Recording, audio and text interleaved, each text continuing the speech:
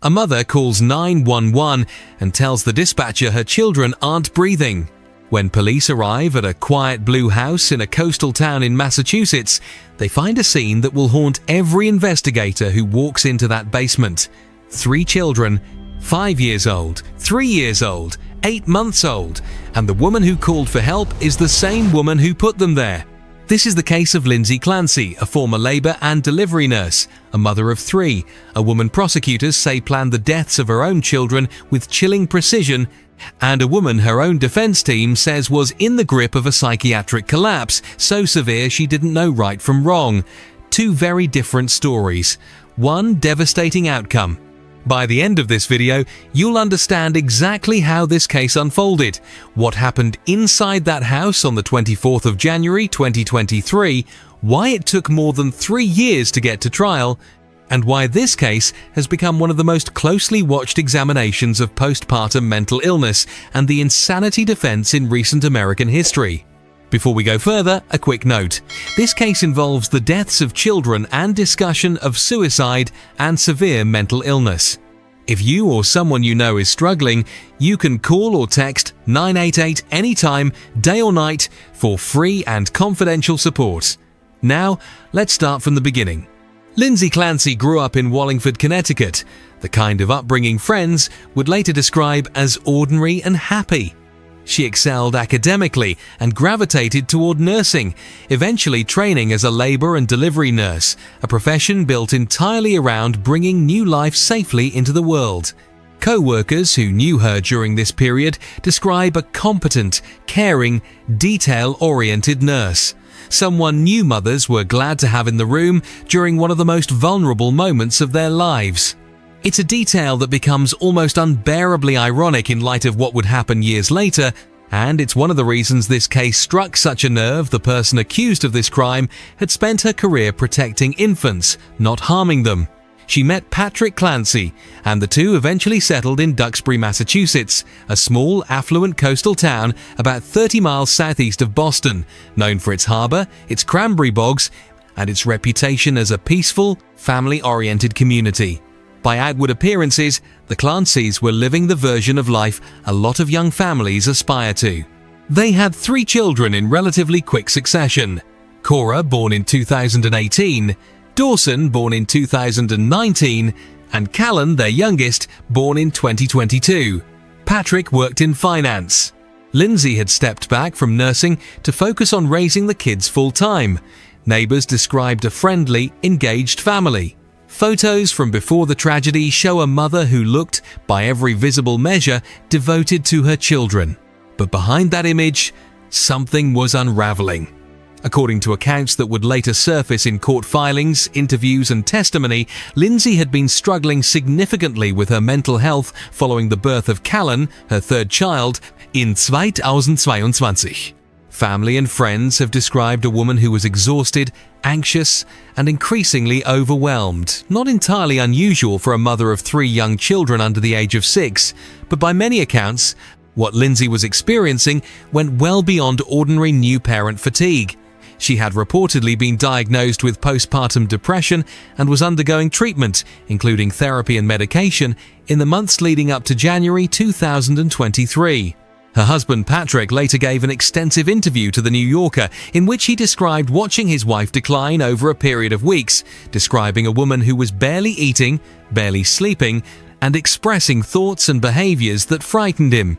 He has said publicly that in the days before the tragedy, he believed his wife was in a mental health crisis and that he was actively trying to get her more help arranging for intensive outpatient treatment, reaching out to providers, trying to manage a rapidly deteriorating situation, while also caring for 3 small children. This is one of the most contested elements of the entire case. How sick was Lindsay Clancy really in the days and hours before the 24th of January 2023? Was she a woman in the grip of a genuine psychiatric emergency, failed by a treatment system that didn't move fast enough? Or, as prosecutors would eventually argue, was she someone whose actions that day reflected planning and awareness rather than a total break from reality? That question is, in many ways, the entire case. Here is what prosecutors say happened on the 24th of January 2023. That morning, Lindsay asked Patrick to leave the house to run out for food and to pick up one of her medications. He left for what he's described as a short window of time. When he returned, he discovered his wife severely injured, having apparently jumped from a second-story window, and their 3 children were not there to greet him the way they normally would. What followed was a nightmare no parent should ever have to live. Patrick found his children in the basement. All 3 had been strangled. Prosecutors allege Lindsay used long exercise resistance bands kept in the house for postpartum recovery exercises to strangle each of her children before attempting to end her own life by jumping from the window. Cora, the oldest at 5, Dawson, 3 years old, and Callan, the baby, only 8 months old. Patrick called 911. First responders arrived to find a scene of almost incomprehensible horror: 3 young children with no signs of life, and their mother critically injured in the yard, having fallen roughly a story and a half onto the ground below. Cora and Dawson were pronounced dead very shortly after. Callan, the youngest, was rushed to Boston Children's Hospital, where he was placed on life support. He died 2 days later, on January 26th, becoming the 3rd child to lose his life in this case. Lindsay Clancy survived her fall, but the injuries were severe and permanent. The impact fractured her spine, and she was left paralyzed from the waist down, a paraplegic, confined to a wheelchair for the rest of her life. She also had cuts to her wrists and neck, which investigators say were self-inflicted, though those wounds were far less severe than the injuries from the fall itself. She was taken first to Massachusetts General Hospital for emergency treatment of her physical injuries and would later be transferred, once stabilized, into psychiatric care. In the immediate aftermath as the story broke, it dominated local and then national news. A former maternity nurse, 3 dead children, a mother who survived her own suicide attempt after allegedly killing them. It had all the elements of a story that would capture and horrify the public, and it also immediately opened up a much bigger conversation, one that goes far beyond this single family, about postpartum psychosis, the failures of maternal mental health care in the United States, and just how severe and dangerous an untreated psychiatric crisis can become. Investigators moved quickly. Police executed search warrants at the Clancy home and began building a case, and some of the details that emerged from that investigation would become central and highly contested pieces of evidence. Perhaps the most widely reported is that investigators found search history on Lindsay's devices that included the phrase, "Can you treat a sociopath?" a search prosecutors would later point to as evidence that Lindsay was, in their view, coldly evaluating her own psychological state rather than experiencing a delusional break from reality. The defense would offer an entirely different interpretation, framing that same search, along with others, as evidence of a woman terrified of what was happening inside her own mind, desperately trying to understand herself as her thoughts became increasingly disturbing and intrusive. In September of 2023, roughly 8 months after the deaths of her children, a grand jury indicted Lindsay Clancy on 3 counts of first-degree murder and 3 counts of strangulation. From the very beginning, her defense attorney Kevin Reddington made clear that this was not going to be a case about disputing whether Lindsay caused her children's deaths. Reddington has said publicly, repeatedly, that Lindsay was willing to formally acknowledge her role in the deaths of Cora, Dawson, and Callan.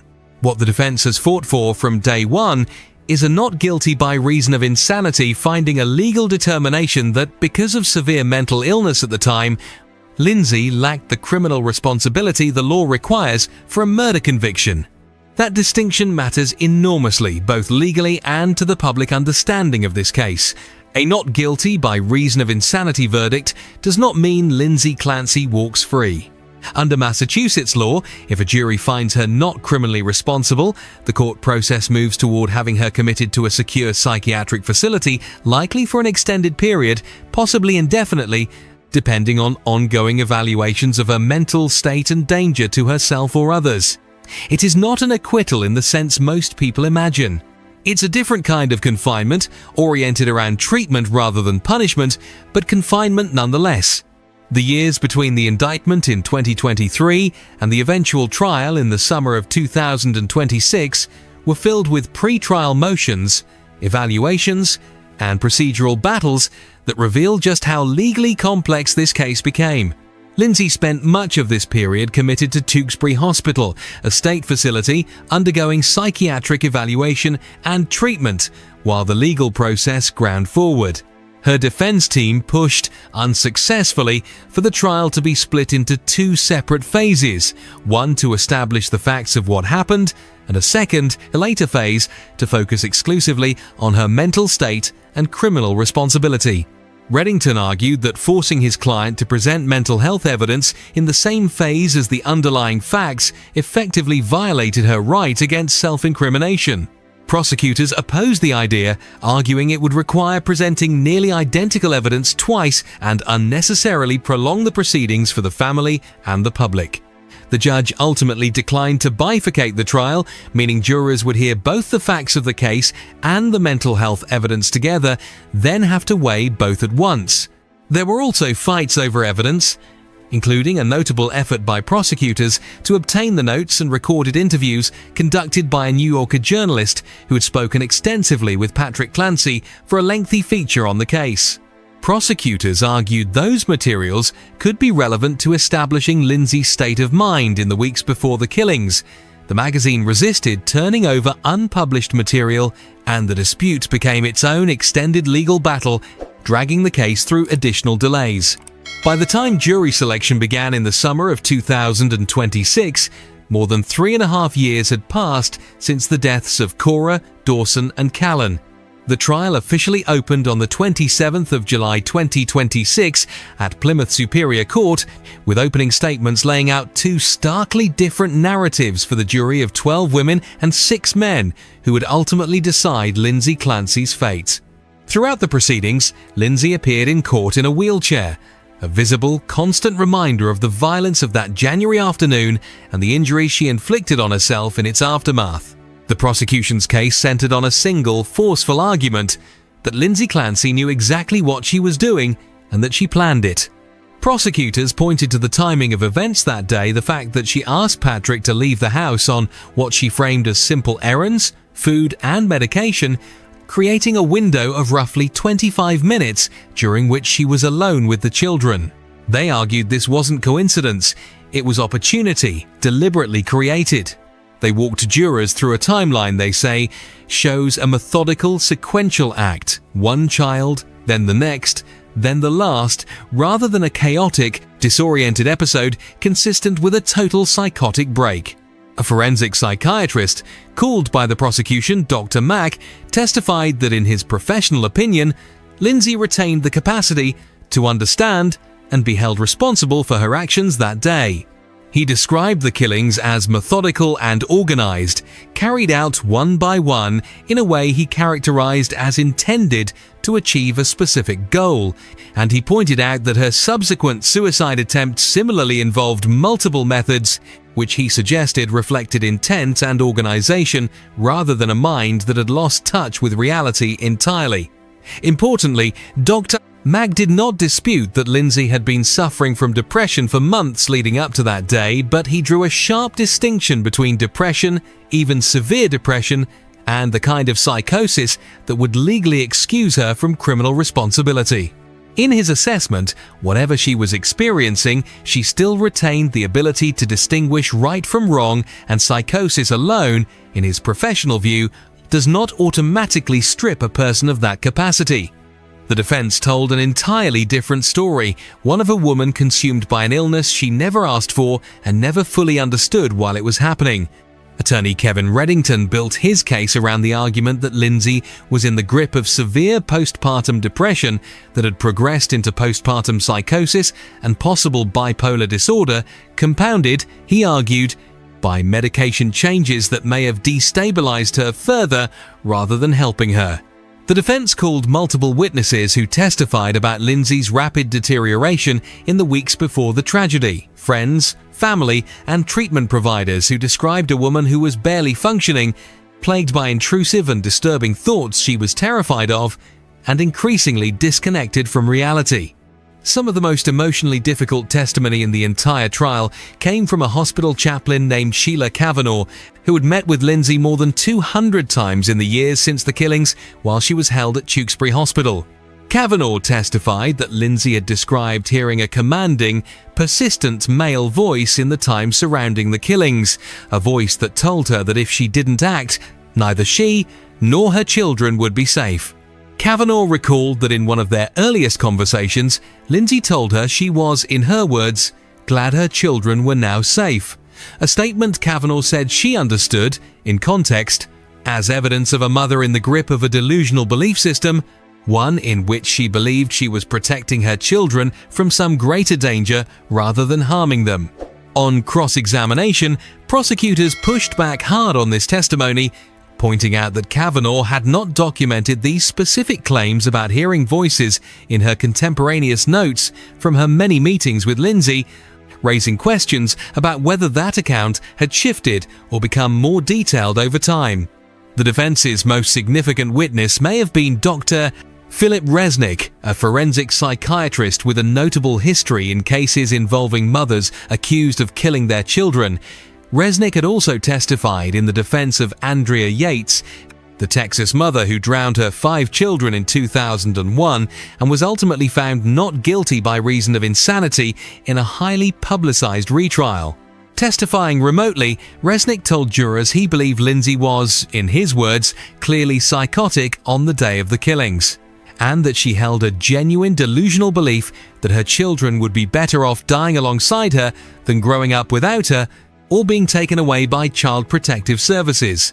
It's worth noting that Resnick's testimony wasn't a wholesale dismissal of the prosecution's narrative about her mental health history. Rather, it directly acknowledged that Lindsay had experienced real depression for months, while arguing that this depression evolved into something far more severe and reality-distorting at the critical moment. The core disagreement between the prosecution's expert and the defense's expert wasn't really about whether Lindsay was mentally ill. Both sides essentially agreed she was. The disagreement was about degree and about the specific narrow legal question of whether, at the precise moment she acted, she was capable of understanding that what she was doing was wrong. That distinction is the entire crux of an insanity defense under Massachusetts law, and it's worth taking a moment to actually explain it, because it's widely misunderstood. Massachusetts follows what's often called the Alley Standard, or a version of the Model Penal Code test for criminal responsibility. Under this standard, a defendant can be found not criminally responsible if, at the time of the offense, as a result of mental disease or defect, they lacked substantial capacity either to appreciate the wrongfulness of their conduct or to conform their conduct to the requirements of the law. Crucially, the burden in Massachusetts is on the prosecution once a defendant raises the issue of mental illness with sufficient evidence. Prosecutors must prove beyond a reasonable doubt that the defendant was criminally responsible. This is actually somewhat unusual. In many states, the burden falls on the defense to prove insanity. In Massachusetts, the state has to disprove it. That single detail dramatically shapes how a case like this unfolds, because it means the prosecution can't simply rely on the horror of the act itself. They have to affirmatively demonstrate, through evidence like planning, timing, and expert testimony, that the defendant retained legal responsibility, despite whatever mental illness she may have had. The insanity defense is also one of the most misunderstood and statistically one of the least successful defenses in the American legal system. Contrary to popular belief, it's raised in only a tiny fraction of criminal cases, and it succeeds in only a small percentage of those. Juries are often deeply skeptical of it, in part because of the emotional weight of the underlying crime, and in part because of a cultural narrative, reinforced by decades of media coverage, that the insanity defense is a loophole exploited by manipulative defendants rather than a genuine legal protection for people in the grip of severe psychiatric illness. That skepticism is exactly why cases like Andrea Yates's, and now potentially Lindsay Clancy's, become so significant. They force juries and the public to grapple directly with the uncomfortable reality that severe mental illness can, in rare and extreme cases, completely dismantle a person's grip on reality, to the point where they may genuinely believe they are protecting the people they love the most, even while causing them unimaginable harm. It's also worth pausing here to talk about postpartum psychosis specifically, because this case has thrust it into the national conversation in a way few other events have. Postpartum psychosis is a rare but extremely serious psychiatric emergency, estimated to affect roughly 1 to 2 out of every 1,000 new mothers. It's distinct from the far more common postpartum depression, or the so-called baby blues, which affect a much larger percentage of new parents and typically involve sadness, anxiety, and exhaustion without a break from reality. Postpartum psychosis, by contrast, can involve hallucinations, delusions, extreme confusion, paranoia, and rapid, unpredictable mood shifts, and it typically emerges within the first few weeks after childbirth, though, as this case illustrates, warning signs and worsening symptoms can sometimes stretch on for months. It is considered a genuine medical emergency, comparable to a psychiatric equivalent of a stroke, sudden, severe, and requiring immediate, intensive intervention. Tragically, in a small percentage of untreated or undertreated cases, postpartum psychosis has been linked to instances of infanticide and maternal suicide, which is precisely why mental health advocates have pushed for years for better screening, faster access to psychiatric care, and far greater public awareness of the warning signs, both for new mothers themselves and for the partners, family members, and doctors around them who may be the first to notice something is seriously wrong. Advocates working in perinatal mental health have used this case, painful as it is, as an opportunity to push that message harder than ever, that postpartum psychiatric emergencies are treatable, that early intervention saves lives, and that the tragedy in Duxbury represents not an inevitability, but potentially a series of missed windows where more aggressive intervention might have changed the outcome entirely. At the same time, others caution against turning any individual case into a simple morality tale in either direction, either toward blanket sympathy that excuses the specifics of what happened, or toward blanket condemnation that ignores the very real and well-documented realities of severe postpartum psychiatric illness. The truth, as is so often the case in the legal system, sits in a much more complicated space than either narrative alone can capture, and that complexity is exactly what the jury in Plymouth Superior Court has been asked to sit with for weeks. Throughout the trial, both the emotional weight of the proceedings and their public visibility have been extraordinary. Family members on both sides have sat through weeks of harrowing testimony. Patrick Clancy, who lost all 3 of his children and remained legally married to, then reportedly moved toward divorce from Lindsay during the years following the tragedy, has spoken publicly about the almost impossible task of holding 2 truths at once, grieving his children, while also, in some of his public comments, expressing continued compassion for the woman he says was consumed by an illness that took hold of her before it took hold of anyone else in that house. Lindsay's own parents have appeared in court throughout the proceedings, describing their daughter as a loving mother, who they say was failed by a mental health crisis that spiraled far beyond what anyone around her fully understood in the moment.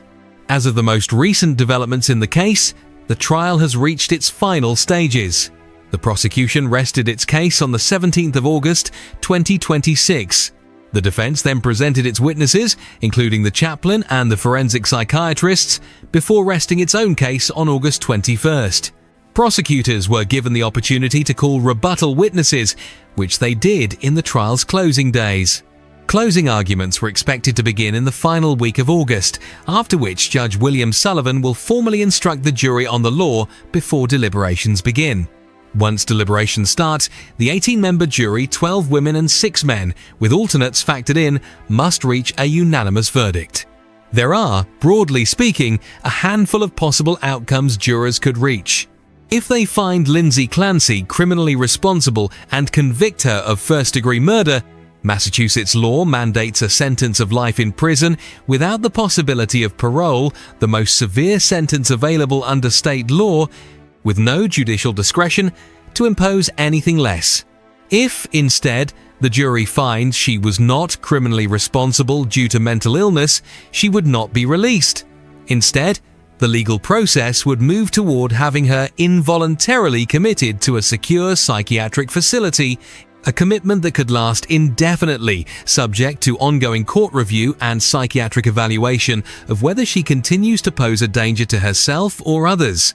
There are also possibilities involving lesser degrees of guilt depending on how jurors weigh the evidence of premeditation versus a more spontaneous act, though the prosecution has pushed hard for a first-degree murder, finding specifically, built around their argument, that the 25-minute window Lindsay created that morning demonstrates clear premeditation.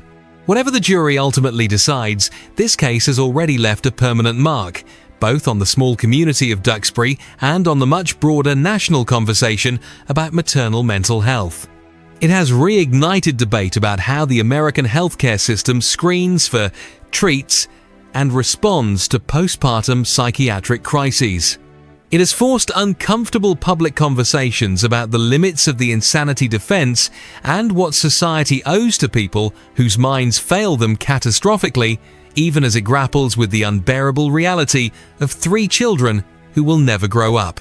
And it has put a spotlight, once again, on a legal standard criminal responsibility that asks juries to do something extraordinarily difficult, to look at an act of unimaginable horror and determine, with cold legal precision, whether the person who committed it was capable, in that specific moment, of understanding what she was doing. There are no simple answers here, and this case doesn't offer any easy ones either.